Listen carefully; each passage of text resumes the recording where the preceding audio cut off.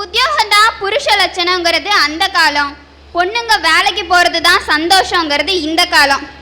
சும்மா வீட்டில் உட்காந்துக்கிட்டு இருக்கிறது எல்லாத்தையும் தின்னுட்டு தின்னு தின்னு தின்னு 5 அடி பீப்பா மாதிரி இருந்துக்கிட்டு சொர்ணாக்கா டைலாக்கெல்லாம் பேசுகிற பொண்ணுங்களை விட தினமும் வேலைக்கு போய் சும்மா ஸ்லிம்மாக அழகாக இருக்கிற பொண்ணுங்க ஒய்ஃபாக வந்தாதான் புருஷனுக்கு சந்தோஷம்.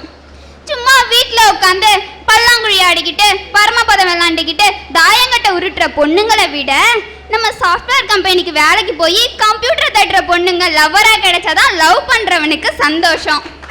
ஏன் சார், கிளாஸ் ரூமில் பாருங்களேன், சும்மா ஹிட்லர் மாதிரி சார் வந்து கிளாஸில் உட்காந்துட்டு ஏய் எவ்வளோனாச்சும் பேசணும் பிச்சிருவான் பிச்சு அப்படின்னு சும்மா அரட்டி உருட்டி மரட்டி பசங்களை உட்கார வச்சாலும் கிளாஸ் கவனிக்காத நம்ம பசங்க நம்ம பட்டாளம் நதியா மாதிரி, ஏன் நம்ம பாஸ் என்கிற பாஸ்கரன் ஷக்கிலா மாதிரி டீச்சர் வந்தாதான் கிளாஸே சந்தோஷமா கவனிக்கிறாங்க. பாஸ் என்கிற பாஸ்கரன் படத்தில் வர டீச்சர் மாதிரி இருக்கணும்னா நீ படிக்க வேண்டியது காலேஜ் இல்லைம்மா, டுட்டோரியல் காலேஜ்.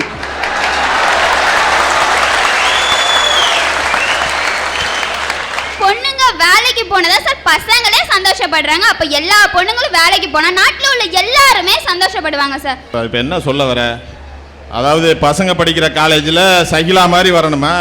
அப்போ பொம்பளை பிள்ளைங்க படிக்கிற காலேஜில் விஜய், அஜித், விஷால், சிம்பு எல்லாம் வரணுமா? பொண்ணுங்க வேலைக்கு போனா சந்தோஷங்கிறது ஒரு பக்கம் இருந்தா, பொண்ணுங்க வீட்டில் இருந்தா எவ்வளோ கஷ்டம் தெரியுமா சார்? சும்மா ஒரு 4 நாள் தான் சார் நான் வீட்டில் இருந்தேன். நான் பட்ட பாடு இருக்கே அப்பப்பப்பப்பா சொல்ல முடியல சார். இம்சனா இம்சா, அப்படி ஒரு இம்சை சார். காலையில் 6 மணிக்கெல்லாம் எழுந்திருக்க சொல்றாங்க சார். வாசல்ல தண்ணி தெளிக்கணுமா, கோலம் போடணுமா, அதுவும் புள்ளி வச்ச கோலம் தான் போடணுமா, ரங்கோலி போட்டா கூட ஒத்துக்க மாட்டேன்றாங்க சார். இப்பெல்லாம் வாசல்ல தண்ணி தெளிக்க எங்க இடம் இருக்கு? எங்க பார்த்தாலும் சிமெண்ட்டை போட்டு பெயிண்ட்ல போட்டு கோலம் வச்சிருக்கீங்க. மிஞ்சி போனா மார்பிள்ல ஸ்டிக்கர்ல ஒட்டி வச்சிருக்கீங்க. என்னமோ கோலம் போடுறேன் தண்ணி தெளிக்கிறேன்னு யார்கிட்ட வந்து காது குத்துறீங்க? கோலமே போடக்கூடாது என்று கொண்டிருக்கிறார்கள் திண்ணம், அதனால் தான் அப்படி திட்டுகிறார்கள் வண்ணம் என்பது அந்த பெண்ணுடைய தாழ்மையான எண்ணம். வீட்ல இருந்தா வீட்டுக்கு தண்ணி எடுக்கணுமா சார், ஒலை வைக்கணுமா, சோறாக்கணுமா, குழம்பு வைக்கணுமா, பொரியல் பண்ணணுமா, பருப்பு வேக வைக்கணுமா, வீட்ல இருக்கிறதெல்லாம் கழுவணுமா, விளக்கணுமா, அடுக்கணுமா, அப்பப்பப்பப்பப்பப்பா. ஆனா சோறு திங்கணுமாங்கிறது மட்டும் விட்டுற, இதெல்லாம் முடியாது. ஆனா திங்கணுமா, இதெல்லாம் செஞ்சாதான் சாப்பிடலாம். நீங்க அப்படியே சோறு எடுத்து போட்டு ஸ்டைலா சாப்பிடுறதுக்கு என்ன வாழ்க்கை? இதுல இருந்து எல்லாம் எஸ்கேப் ஆகி நிம்மதியா இருக்கணும்னா வேலைக்கு போற சார். காலையில எழுந்திருச்சோமா, இதுல எல்லாம் நீ எஸ்கேப் ஆகணுன்ற இந்த மாதிரி பொண்ணுங்க கிட்ட இருந்து இந்த பசங்க எல்லாம் எஸ்கேப் ஆகணும்யா. காலையில எழுந்திருச்சோமா, காஃபிய குடிச்சோமா, மேக்கப்ப போட்டோமா, ஒரு குட்டை பேக் எடுத்து மாட்டினோமா, அப்படியே இரியா. நீ வேற ஒரு கண்ணா, நீ போட்டிருக்கிறது கண்ணாடி, உட்காந்துருக்கிறது பின்னாடி, ஆரம்பிச்சிரு எனக்கு முன்னாடி. என் ஊரில் நான் பேசாம நீ போய் பேசிட்டு இருந்தேன்னா, தஞ்சாவூர்லேருந்து வந்து நீயே பேசுற, நான் மாயிரத்துலேருந்து நாங்கள் பேச மாட்டோமா? ஓகே, இது நான் என்ன கேட்குறேன், அலையில எழுந்திருக்கிறதே பெரிய கிண்ண சாதனை மாதிரி பேசிக்கிட்டே இருக்கிற.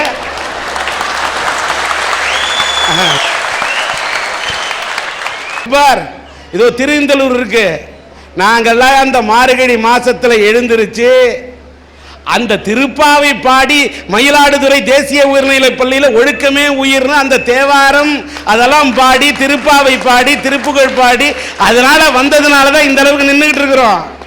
என்னதான் இருந்தாலும் மாயவரத்தோட பெருமைய நீங்க பேசினா அதுல ஒரு சுவாரஸ்யம் நிச்சயமா இருக்கு. இந்த சாயல்ல எல்லாம் நீ பேசக்கூடாது.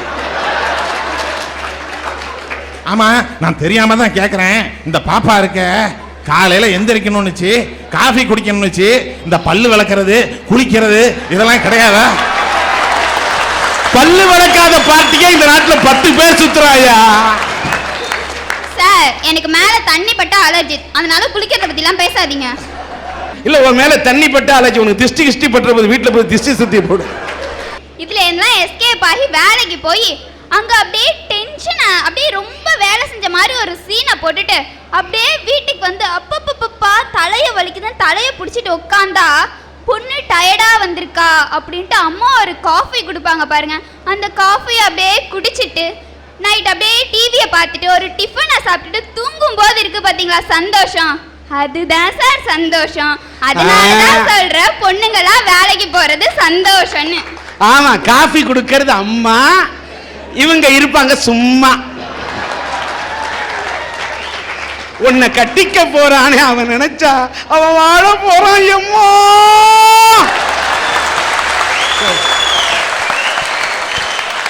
பெண்கள் வேலைக்கு போவது காலத்தின் கட்டாயத்தால் தான் சார்.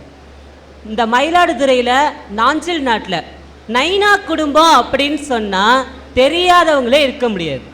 ஏன்னா அப்படிப்பட்ட வளையல் கடை பிஸ்னஸில் பேரும் புகழும் பெற்று கொடிகட்டி ஓஹோன்னு வாழ்ந்த குடும்பம் எங்கள் குடும்பம்.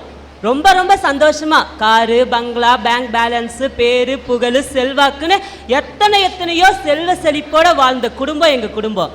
யாரு கண்ணு பட்டுச்சே தெரில. எனக்கு ஒரு 8 வயசு இருக்கும்போது திடீர்னு மூளைக்காய்ச்சல் ஏற்பட்டுடுச்சியா.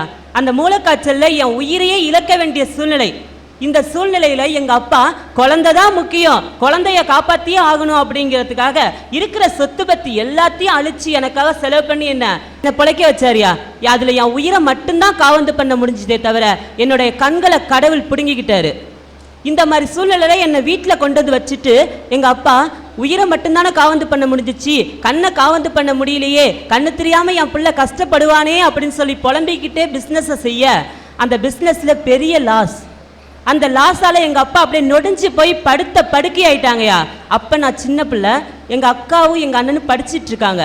இந்த மாதிரி சூழ்நிலையில் நல்லா வாழ்ந்த குடும்பம் எங்கள் நடுந்தருவுக்கு வந்துடக்கூடாது அப்படிங்கிறதுக்காகையும் ஓஹோன்னு வாழ்ந்த குடும்பம் ஒரு வேளை சொத்துக்கு பிறட்ட போய் கையேந்திடக்கூடாதுங்கிறதுக்காக எங்கள் அம்மா காலத்தின் கட்டாயத்தால் கடைக்கு வேலைக்கு போனாங்கய்யா. சொந்த கடை வச்சு 4 பேருக்கு வேலை கொடுத்து சம்பளம் கொடுத்து முதலாளிக்கு முதலாளியாக இருந்த எங்கள் அம்மா மற்றவங்க கடைக்கு வேலைக்கு போய் 4 பேரில் 4ஆம் பேரை சம்பளத்தை வாங்கி தொழிலாளியாக மாறினாங்க. பார்த்தீங்களா, இதில் சந்தோஷமாயா இருக்கு? காலத்தின் கட்டாயம் தானையா இருந்துகிட்டு இருக்கு. இந்த நிலைமையை பார்த்துட்டு எங்கள் அண்ணனும் வேலைக்கு போக ஆரம்பிச்சிட்டான். படிப்பணி படிட்டு வேலைக்கு போக ஆரம்பிச்சிட்டான். அப்போதைக்கு 2 பேரும் சம்பாரிச்சிட்டு வந்த பணம் வந்து சாப்பாட்டுக்கும் மருத்துவ செலவுக்கும் மருந்துக்குமே சரியாக போயிடுச்சு. இப்படிப்பட்ட சூழ்நிலையில் எங்கள் அக்காவுக்கு காலேஜுக்கு ஃபீஸ் கட்டியே ஆகணும் அப்படிங்கிற சிச்சுவேஷன். இந்த மாதிரி சிச்சுவேஷனில் எங்கள் அக்கா டியூஷன் எடுத்தாவது படிப்போம் அப்படிங்கிற நிலைமைக்கு தள்ளப்பட்டார்கள். பார்த்தீங்களா, இதை தாங்க காலத்தின் கட்டாயம் அப்படின்னு நான் சொல்லிக்கிட்டு இருக்கேன். எங்கள் அக்கா டியூஷன் எடுத்தாங்க, நல்லா படித்தாங்க. அவங்க மட்டும் படிக்கல, அண்ணன் தான் படிப்பை நிப்பாட்டிட்டு காலத்தின் கட்டாயத்தில் வேலைக்கு போயிட்டான். தம்பியாவது படிக்க வைப்போம், தம்பி கண்ணு தெரியல அவனுக்கு கல்வி கண்ணையாவது திறக்க வைப்போம் அப்படின்னு சொல்லிட்டு என்னையும் படிக்க வச்சாங்கய்யா. எங்க அக்கா MCA முடிச்சாங்க, நான் BA முடிச்சேன். எங்க அக்காவோட சிரமத்தை கொஞ்சம் கொஞ்சமா போக்கணும் அப்படிங்கிறதுக்காக ஒவ்வொரு ஸ்கூலா வேலைக்காக ஏறி இறங்கினையா. எல்லா ஸ்கூல்லையும் எனக்கு ஏமாற்றம் தான் மிச்சம். குறைச்ச சம்பளமா இருந்தாலும் பரவாயில்ல, எங்க அக்கா எங்க அம்மாவோட சிரமத்தை போக்கணும், அதனால வேலைப்பட்டுட்டாங்கன்ற. அதுக்கு என்ன தெரியுமா சார் சொன்னாங்க? கண்ணு தெரிஞ்சவங்களே இந்த காலத்துல இந்த பசங்க ஏமாத்திடுறாங்க, கண்ணு தெரியாத உன்னை ஏமாத்துறதுக்கு எவ்வளவு நாளி ஆயிடும் அப்படின்னு சொன்னாங்கய்யா. நான் அப்படியே நொந்து போயிட்டேன். எங்க அம்மாட்டையும் எங்க அக்காட்டையும் வந்து சொல்லிட்டு அழுதுகிட்டு இருக்கேன். அப்ப எங்க அக்கா, நீ வருத்தப்படாத, உனக்கு திறமைக்கு கண்டிப்பா வேலை கிடைக்கும், நீ B.Ed படி அப்படின்னு சொல்லிட்டு என்ட்ரன்ஸ் அப்ளிகேஷன் வாங்கிட்டு வந்து எனக்கு அப்ளிகேஷன் ஃபில்அப் பண்ணி கொடுத்து என்ட்ரன்ஸ் எழுத வச்சாங்கயா. ஃபர்ஸ்ட் கிளாஸ்ல பாஸ் பண்ண, மெரிட் ஷீட். நாளைக்கு அட்மிஷன் 2750 ரூபா ரெடி பண்ணிட்டு வந்துரு அப்படின்னு கார்டு வந்துருச்சு. அது அங்கங்க புரட்டி எல்லாம் வச்சுட்டேன். அன்னைக்கு சாயங்காலம் திடீர்னு எங்க அப்பாவுக்கு நெஞ்சு வலி, ரத்தமா வாந்தி எடுத்தாங்க. டாக்டர்கிட்ட போய் காட்டினதுக்கு உடனே மெட்ராஸ்க்கு அழைச்சிட்டு போயே ஆகணும், இல்லைன்னா அப்பாவோட உயிரை காவந்து பண்ண முடியாதுன்னு சொல்லிட்டாங்க. உடனே எங்க அம்மாவும் எங்க அண்ணனும் இருக்கிற பணம் எல்லாத்தையும் எடுத்துக்கிட்டு ஒரு காரை பிடிச்சிட்டு மெட்ராஸ் கிளம்பி போயிட்டாங்கயா. நான் இங்க புலம்பிக்கிட்டு இருக்கேன், என் உயிரை காப்பாத்தின எங்க அப்பாவோட உயிர் எந்த நிலைமையில இருக்கோ, காப்பாற்ற முடியுமோ முடியாதோ அது ஒரு பக்கம். மற்றொரு பக்கம் வந்து B.Ed சீட்டு, ஃப்ரீ சீட்டு. இந்த வாட்டி அட்மிஷன் கிடைக்கலைன்னா கண்டிப்பா வாழ்க்கையே கேள்விக்குறி ஆயிடுமே அப்படிங்கிற சூழ்நிலை ஒரு பக்கம். ரெண்டும் சேர்ந்து என்னை அழுக வச்சிட்டு இருக்கு. ஒரு ஃபோன் கால், எங்க அம்மா எதிர்முனையில் பேசுறாங்க. போய் சாமி அலமாரியை துற அப்படின்றாங்க. எங்க அக்கா போய் சாமி அலமாரியை திறந்தாங்கய்யா. எங்க அம்மா கழுத்துல தொங்கிக்கிட்டு இருந்த தாலி சாமி கழுத்துல தொங்கிக்கிட்டு இருக்கு, அதை அடகு வச்சு போய் பிஎட் படிடா அப்படின்னு சொல்றாங்க.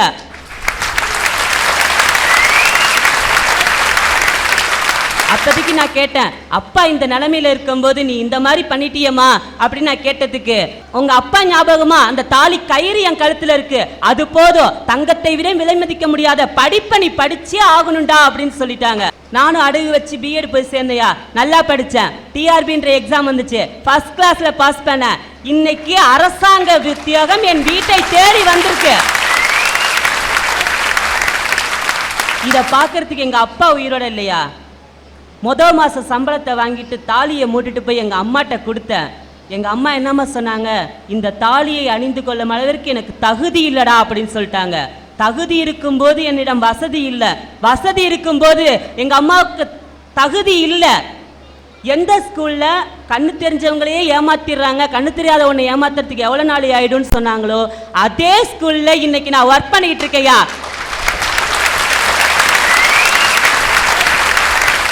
போன வருஷம் 2 10th அனுப்பியிருக்கேன், 98% கொடுத்துருக்கேன். என் கிளாஸ் பையன் தான் இன்னைக்கு ஸ்கூல் ஃபர்ஸ்ட். இதை நான் பெருமைக்காக சொல்லல, யாரையும் குறைச்சல எடை போட்டுற கூடாதுங்கிறதுக்காக சொல்றேன். ஒவ்வொரு ஆணின் வெற்றிக்கு பின்னாலும் பெண் இருக்கிறாள் என்று சொல்வார்கள். என்னுடைய வெற்றிக்கு பின்னால் காலத்தின் கட்டாயத்தால் கடைக்கு வேலைக்கு போன எங்க அம்மாவோட உழைப்பும், காலத்தின் கட்டாயத்தால் டியூஷன் எடுத்து என்னை படிக்க வைத்த எங்க அக்காவோட உழைப்பும் தான் இருந்தது என்பதை இங்கு தெரிவிச்சுக்கிறேன். தன்னுடைய தாலியில் இருந்த தங்கத்தை கூட எடுத்து வைத்துவிட்டு மஞ்சள் கயிறை கட்டி கொண்டாவது என் மகன் தங்கமான அந்த படிப்பை படிக்க வேண்டும் என்று, தங்கம் தங்காவிட்டாலும் பரவாயில்லை, தங்கமான படிப்பு தன்னுடைய வீட்டில் தங்க வேண்டும் என்று தன்னுடைய மகனை படிக்க வைத்த அந்த தாயை மேடை கிடைக்கின்றேன்.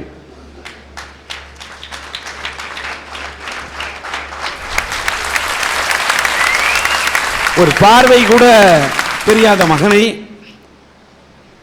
காப்பாற்றிருக்கக்கூடிய இந்த தாயை போன்றவர்கள், ஒரு வாழ்ந்த குடும்பம், அந்த வாழ்ந்த குடும்பத்தில் 4 பேருக்கு வேலை கொடுத்த குடும்பம்.